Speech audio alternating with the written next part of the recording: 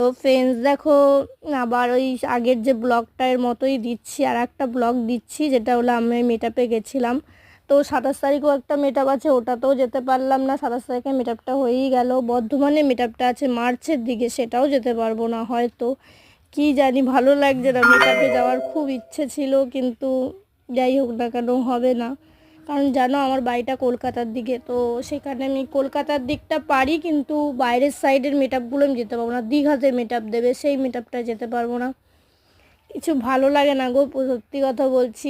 মিটআপটা আমি খুবই পছন্দ করি। তো যাই হোক না কেন ওই মিটআপে যেতে পারছিলাম না, খুব আফসোস হচ্ছিল। সবাই যাই হোক না কেন কম বেশি অনেকে যেতে পারে, অনেকে যেতে পারে না, অনেক ডিস্টেন্স হয়ে যায় না। তো সেটাই চলো তোমাদের সঙ্গে একটু শেয়ার করছি, যতটুকু পেরেছিলাম। সেদিনকে আমি খুব ব্যস্ত ছিলাম, ভিডিও করছিলাম। তো তো যাই হোক না কেন তার মাঝখানেও আমি দেখি যে তোমাদের সঙ্গে চলো একটুখানি ভিডিও করে রেখেছিলাম, তো সেটাই শেয়ার করছি। শরীরটাও ভালো না, প্রচণ্ড ঠান্ডা লেগে গেছে। তো তোমরা বলো জায়গাটা কীরকম লাগলো। আর জায়গাটা প্রচণ্ড পরিমাণে ভালো, মানে ভিজিট না করলে মানে এই জায়গাটার যে মানে ভাড়া নিয়েছে না, একদিনের ভাড়াই মিনিমাম ধরো 50,000 টাকা। ঠিক আছে, মানে এই জায়গাটা এতই কস্টলি ছিল, তোমাদেরকে না আসলে, তোমরা ভিজিট না করলে বুঝবে না।